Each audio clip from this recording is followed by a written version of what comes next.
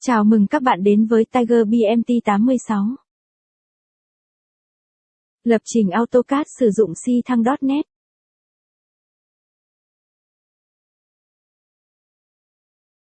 Bài số 8 lấy một điểm từ người dùng nhập vào trong AutoCAD. Đầu tiên mở Visual Studio. Mở lại dự án mà chúng ta làm trong lần trước. Chúng ta sẽ tạo một lệnh mới với chức năng lấy một điểm từ người dùng nhập vào. Chúng ta đặt tên lệnh mới là GetPoint. Tiếp theo bên dưới thuộc tính block sẽ là một hàm.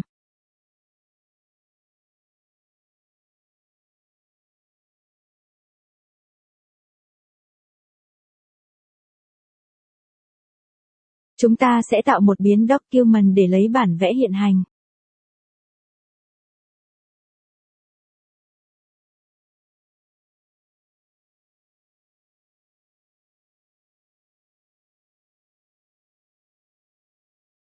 Tiếp theo chúng ta sẽ tạo một biến editor.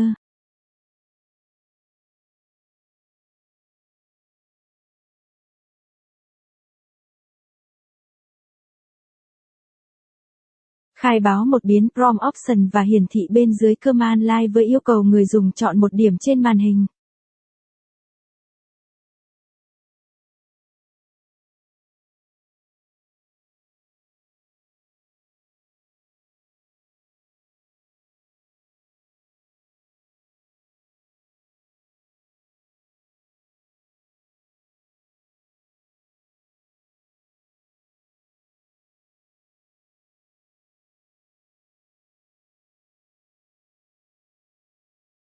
Thiết lập các thuộc tính của prompt option. Người dùng phải chọn một điểm.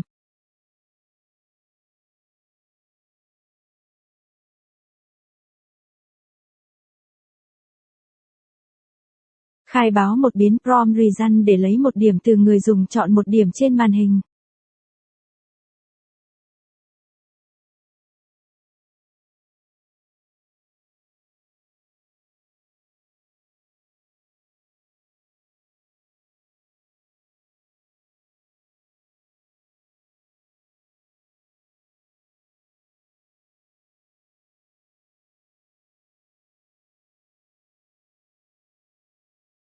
Kiểm tra tình trạng và lấy kết quả người dùng nhập vào.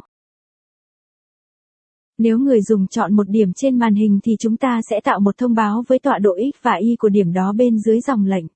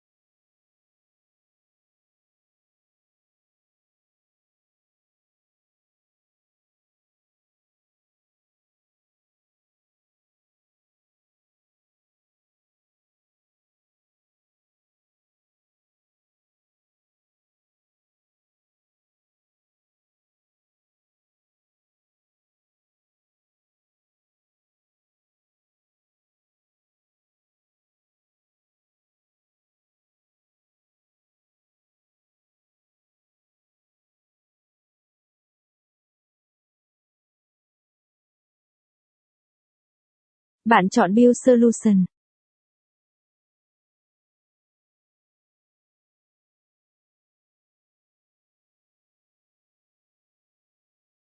Tiếp theo, bạn hãy mở AutoCAD để tiến hành chạy câu lệnh bạn mới viết.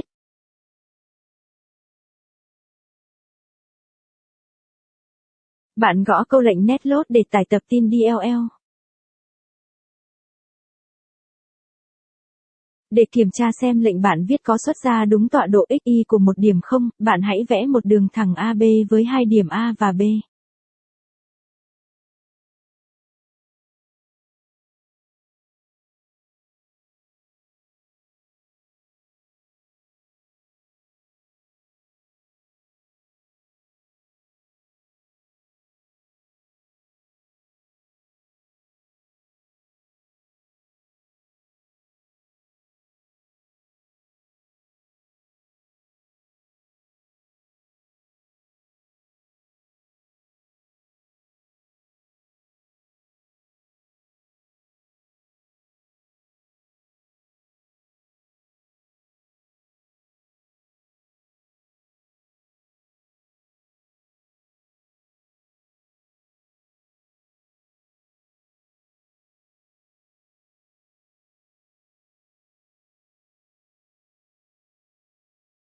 Bạn gõ câu lệnh mới mà bạn mới viết là getPoint.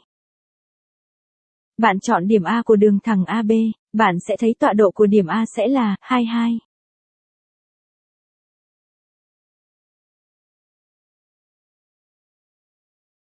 Bạn nhấn nút Enter để lặp lại lệnh getPoint để kiểm tra một lần nữa.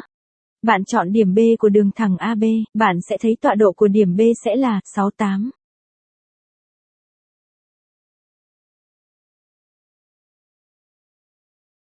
Bạn đã viết thành công câu lệnh lấy một điểm từ người dùng nhập vào.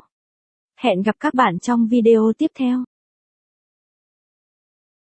Cảm ơn các bạn đã xem video này, nếu thấy hay các bạn hãy thích, nhận xét và đăng ký theo dõi kênh của mình nhé.